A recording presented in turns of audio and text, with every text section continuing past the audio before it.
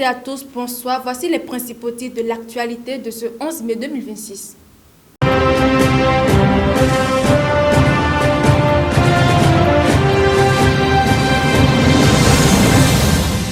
Au Mali, l'ONU dénonce les enlèvements extrajudiciaires de plusieurs personnalités après les attaques du NIM et du FLA. En Bolivie, le procès de l'ancien président Evo Morales s'ouvre en son absence. L'Union européenne poursuit sa normalisation avec la Syrie après une rencontre entre ministres européens et syriens à Bruxelles. Et enfin, les autorités sanitaires européennes renforcent les mesures de surveillance après plusieurs cas d'hantavirus liés au navire MV Honduras.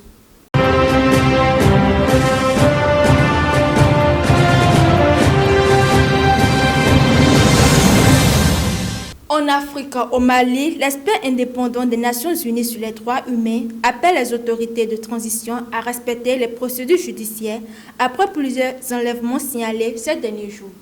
Parmi les personnes disparues figure l'avocat Moutanga Tall, enlevé à son domicile de Bamako dans la nuit du 2 au 3 mai par des hommes armés et cagoulés. Selon l'ONU, plusieurs personnalités politiques, militaires et proches d'opposants auraient été interpellées dans des conditions similaires, sans information officielle sur le lieu de détention ni sur les statuts judiciaires. L'expert onusien Eduardo González rappelle que toute personne soupçonnée doit bénéficier de ses droits fondamentaux, notamment le droit à une défense et à des contacts avec sa famille. Le bureau du Mali a dénoncé un acte extrajudiciaire et exige la libération immédiate de Moutanga Tall. En Bolivie, le procès de l'ancien président Evo Morales s'est ouvert ce lundi sans sa présence.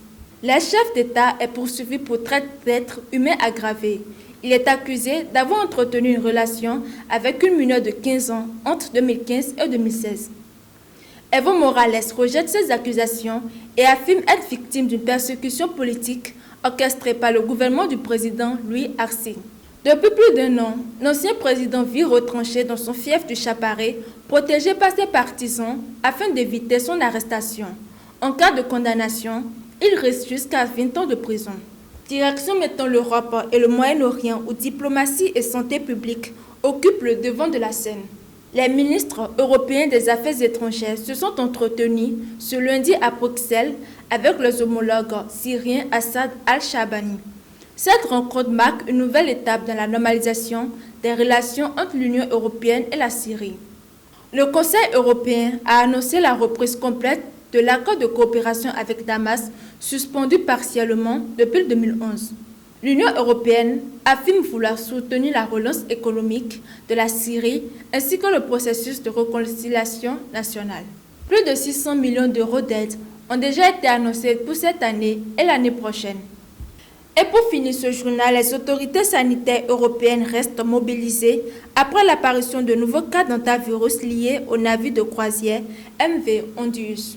La France et les États-Unis ont confirmé ce lundi de nouveaux cas positifs parmi les passagers évacués du bateau. Les autorités espagnoles assurent avoir pris toutes les mesures nécessaires pour éviter une propagation du virus. Selon l'Organisation mondiale de la santé, le risque d'épidémie reste toutefois faible. La souche détectée, appelée hantavirus HAN, peut se transmettre entre humains, mais uniquement dans le cadre de contacts très étroits. En France, plusieurs passagers ont été placés à l'isolement et des opérations de traçage des cas contacts sont en cours. C'est la fin de cette édition du soir de ce lundi 11 mai 2026. Excellente soirée à toutes et à tous.